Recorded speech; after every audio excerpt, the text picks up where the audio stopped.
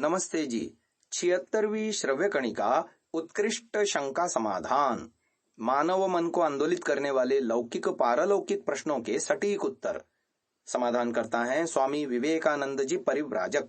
पुस्तक संपादित किया है डॉक्टर राधा वल्लभ चौधरी MBBS जबलपुर द्वारा।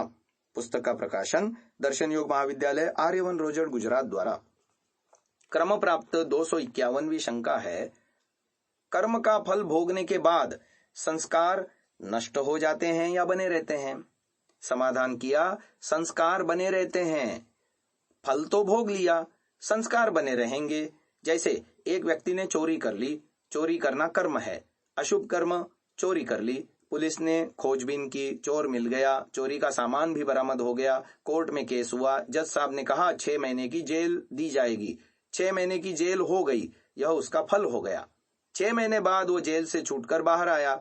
चोरी कर्म का दंड फल क्या था? 6 महीने की जेल में रहना, फल भोग लिया। लेकिन जेल से छूटने के बाद वो चोरी करने का जो संस्कार है वो अभी समाप्त नहीं हुआ। वो बिल्कुल पेशेवर व्यावसायिक चोर है, जिसका धंधा ही चोरी करने का है। वो जेल से छूटते ही फिर चोरी करेंगे। उनको और कोई काम आता ही नहीं, कुछ सीखा ही नहीं, वे मेहनत करना जानते ही नहीं, बस चोरी करना जानते हैं। तो वो बार बार चोरी करते हैं। उससे उनको चोरी करने की जो आदत पड़ जाती है, इसी आदत का नाम है संस्कार। तो यह संस्कार नहीं छूटा। चोरी कर ली, उसका दंड भी भोग लिया, 6 मास जेल में भी रहा, पर अभी संस्कार नहीं छूटा, वो अभी बाकी है। बाहर जेल से आते ही फिर चोरी करेगा।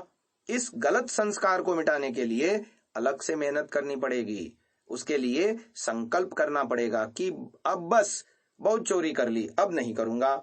ऐसा संकल्प करो, कुछ कष्ट उठाओ, थोड़ी तपस्या करो, तो वह संस्कार छूट जाएगा, वरना ऐसे नहीं छूटेगा। 252वीं शंका आगे आ रही है, कृपया उपासना शब्द के अर्थ को ठीक से स्पष्ट करके समझाइए। समाधान, उपधन आसना, उपासना। सीधा सीधा तो शब्दार्थ है पास में बैठना। उप माने पास, आसन माने बैठना। किसी वस्तु के पास श्रद्धा पूर्वक बैठना ही उसकी उपासना कहलाती है। अच्छा, हम कैसी वस्तु के पास बैठेंगे? अच्छी वस्तु के या खराब वस्तु के? अच्छी वस्तु के पास बैठेंगे तो उपासना का अर्थ हो गया अच्छी वस्तु के पास बैठना। अच्छा, जब अच्छी वस्तु के पास बैठेंगे तो उसका गुण हमें प्राप्त होगा या नहीं होगा? होगा। तो अच्छी वस्तु के गुण को प्राप्त करना यह उपासना का फल हो गया। और खराब वस्तु के पास आप नहीं बैठना चाहेंगे। कहीं कचरा पेटी में कूड़ा कचरा पड़ा हो, दुर्गंध आती हो, तो वहां आप बैठेंगे नहीं। तो खराब वस्तु के पास कोई नहीं बैठना चाहता। जब उसके पास बैठेंगे नहीं तो वहां की दुर्गंध को भी हम नहीं प्राप्त करेंगे, उस वस्तु को छोड़ देंगे। तो इतनी सारी बातें इस उपासना के अंतर्गत छिपी हुई हैं। अब शरीर से किसी वस्तु के पास बैठना तो उपासना है ही, जैसे अग्नि के पास बैठना। इसके अतिरिक्त दूसरी उपासना मानसिक है, अर्थात मन से किसी वस्तु का चिंतन करना, उसे प्रिय या सुखदायी मानना, यह भी उपासना है। यह मानसिक उपासना है। जैसे मन से धन को या ईश्वर को प्रिय मानना। व्यक्ति सारा दिन या तो भौतिक वस्तुओं, धन, भोजन, वस्त्र, सोना, चांदी आदि की उपासना करता रहता है, या जीवों, भाई बहन, बेटा बेटी, पत्नी, मित्र आदि की उपासना करता रहता है, या ईश्वर की। इन तीनों में से किसी न किसी की उपासना सारे दिन चलती रहती है। वेद आदि शास्त्रों के आधार पर ऋषियों का कथन यह है कि भौतिक वस्तुओं और जीवों की उपासना नहीं करनी चाहिए। इससे दुख मिलता है और व्यक्ति का बंधन बना रहता है। इसके स्थान पर ईश्वर की उपासना करनी चाहिए। इससे व्यक्ति जीते जी आनंदित रहता है और उसका मोक्ष भी हो जाता है। आगे 253वीं शंका रही है, 15 साल का लड़का यदि दुष्ट व्यसन में पड़ जाए तो उसे कैसे सुधारा जा सकता है? कृपया विस्तार से बतलाएं। इसका समाधान स्वामी जी कर रहे हैं। पहले यह जान लें कि सुधार और बिगाड़ का जो समय है वो 15 साल के बाद का नहीं है, वस्तुतः उससे पहले का है। अब तो घोड़ा हाथ से छूट गया, 15 साल का हो गया बेटा, अब तो गया हाथ से। इसका भी उत्तर बताएंगे। जिनके बच्चे अभी 15 साल से छोटे हैं वे लोग पहले ध्यान से सुने। अगर आप अपने बच्चे को अनुशासन में रखना चाहते हैं और उनको बुराइयों से, व्यसनों से बचाना चाहते हैं, अच्छी बात सिखाना चाहते हैं, अच्छा इंसान बनाना चाहते हैं, तो शुरू से ही सावधान हो जाएं। सावधानी शुरू से होती है, जन्म से भी पहले से होती है। विवाह संस्कार के बाद पहला संस्कार होता है गर्भाधान। वहीं से बच्चे की तैयारी शुरू होती है, अपितु उससे भी पहले से होती है। शास्त्र का नियम तो यह है कि पहले माता पिता योजना बनाते हैं कि हमको कैसी संतान चाहिए, उनके लिए मानसिक संकल्प करते हैं, वो वैसी मानसिक तैयारी करते हैं, वैसी ही पुस्तकें पढ़ते हैं, वैसा खान पान रखते हैं। इतनी तैयारी करके फिर वो गर्भाधान संस्कार करते हैं, तो उसी तरह की आत्मा ईश्वर भेजता है। वहां से शुरुआत हो सकती है, लेकिन लोगों को पता ही नहीं है। अब अगर कोई व्यक्ति गृहस्थ आश्रम के नियम जानते ही नहीं तो पालन क्या करेंगे? वस्तुतः गृहस्थ आश्रम उत्तम संतान बनाने के लिए ही निर्धारित किया गया है, मौज मस्ती के लिए नहीं। आज जितने लोग गृहस्थ में जाते हैं, विवाह करते हैं, उनसे आप पूछो आपने शादी क्यों कर रहे हैं? उनके पास कोई उत्तर नहीं। सारी दुनिया करती है इसलिए हम भी कर रहे हैं, यही उनका जवाब होता है। हमारे माता पिता का दबाव, प्रेशर है, शादी करो शादी करो, इसलिए कर रहे हैं। यह उत्तर है उनके पास। गृहस्थ का उद्देश्य ही पता नहीं, क्यों शादी करनी चाहिए, संतान कैसी बनानी चाहिए, संतान कैसे बनाई जाती है, कुछ पता नहीं। इसीलिए वो बच्चों को बिगाड़ बिगाड़ के रख देते हैं। सीखा ही नहीं कि बच्चों को कैसे बनाया जाता है। यह बहुत बड़ा विज्ञान यानी साइंस है। आप मकान बनाते हैं, उसके लिए कितनी मेहनत करते हैं, इंजीनियरिंग करते हैं, सिविल इंजीनियरिंग करते हैं, मकान बनाना सीखते हैं और कितने सालों तक मेहनत करते हैं, तब जाके मकान ठीक से बनता है। यह तो जड़ वस्तु है।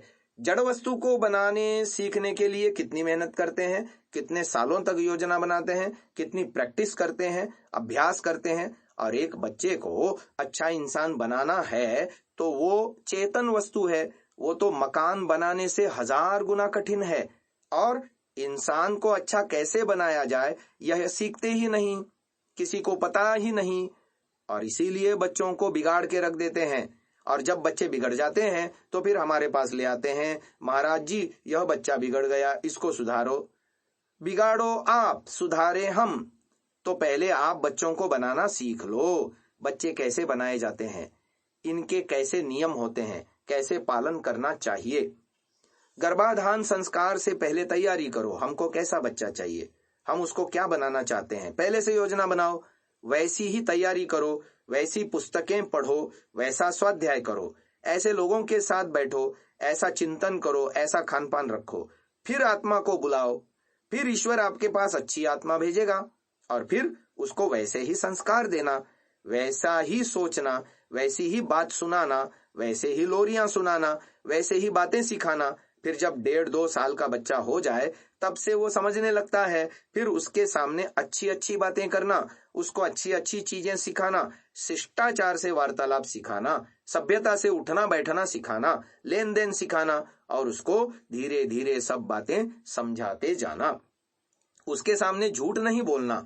माताएं बहुत सी देखी गई हैं जो बच्चों के सामने झूठ बोलती हैं। पिता भी कम नहीं है, वो भी बच्चे से झूठ बोलते हैं, और जब बच्चा सीख लेता है तो फिर कहते हैं यह बच्चा कैसे बिगड़ गया, यह कहाँ से सीख आया झूठ बोलना, हमने तो नहीं सिखाया। अच्छा जी, आपने ही तो सिखाया था, आपको पता भी नहीं चला कि आपने इसको झूठ बोलना कब सिखा दिया, कैसे सिखा दिया। कल्पना करो, एक माता रसोई में काम करती हैं, वहां रसोई में चाकू रखा था, 2 साल के बच्चे ने चाकू उठा लिया। बच्चा तो अपनी मनमर्जी करता रहता है, जैसा मन में आता है वैसा ही करता है। माँ ने देखा तो कहा बेटा चाकू छोड़ दो, उसने चाकू नहीं छोड़ा तो माँ ने उससे चाकू छीन लिया और छीन करके पीठ के पीछे छुपा दिया और कहा वो कौवा ले गया। बोलो ऐसा करते हो या नहीं करते? करते हैं। आप समझते हो यह बच्चा तो 2 साल का है, यह नहीं समझेगा, हम तो इसको उल्लू बना देंगे, इसको मूर्ख बना देंगे। आपकी यह योजना सोचना गलत है। वो सब समझता है, हाँ बोल नहीं सकता, अभी वो बता नहीं सकता कि आपने झूठ बोला है, लेकिन वो समझ गया। वो देखता है कि कौवा तो आया नहीं, ये कहते हैं कौवा ले गया, पीठ के पीछे छुपाया और बोले कौवा ले गया, फिर उसने दूसरी चीज उठा ली तो आपने फिर छीन ली और पीठ के पीछे छिपाकर कहा वो बंदर ले गया। न कौवा आया और न बंदर आया। उसने देखा कि मेरी माँ झूठ बोलती है, कभी कहती है कौवा ले गया, कभी कहती है बंदर ले गया, न कौवा आया न बंदर, झूठ बोलती है। माँ से बच्चे ने झूठ बोलना सीख लिया। और 2 महीने बाद क्या हुआ, बच्चे ने माचिस उठा ली। माँ बोली नहीं नहीं माचिस मत उठाओ, या मुझे दो। अब वही बच्चा माचिस अपनी पीठ के पीछे छिपाकर जवाब देगा, माँ माचिस तो कौवा ले गया। मैंने ऐसा भी देखा है, माँ को बोलते देखा है और फिर उसी माँ के बच्चे को झूठ बोलते भी देखा है, अपनी आंख से देखा है। अब आपको समझ में आया कि आपने अनजाने में क्या पढ़ा दिया।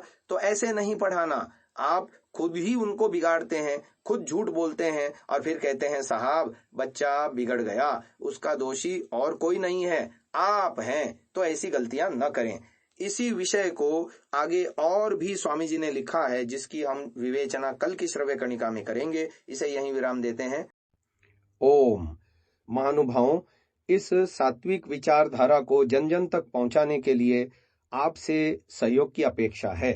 पहली बार यदि आप इस चैनल पर आए हैं तो हम आपसे निवेदन करते हैं कि इसे सब्सक्राइब अवश्य करें और बेल आइकन को दबाएं, जिससे प्रत्येक वीडियो आपको निश्चिततः मिले। हमने प्रायः देखा है अनेकों महानुभाव वीडियो तो देखते हैं परंतु चैनल को सब्सक्राइब नहीं किया हुआ है। तो हमारा उनसे भी निवेदन है कि इसको अवश्य सब्सक्राइब करें और ये वीडियो अन्य जनों तक भी साझा करें, शेयर करें। अपने बहुमूल्य विचारों से हमें कमेंट द्वारा अवश्य अवगत कराएं। प्रत्येक कमेंट को हम अवश्य ही पढ़ते हैं। ओ